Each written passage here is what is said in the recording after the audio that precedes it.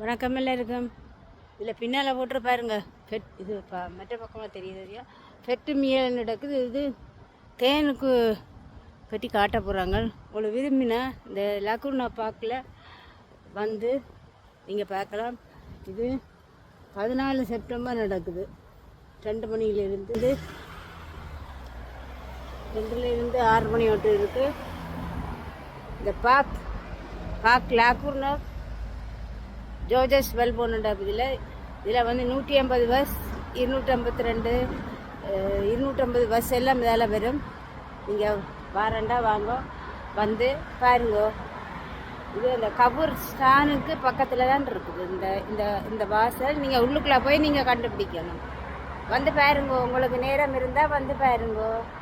நன்றி, வணக்கம்.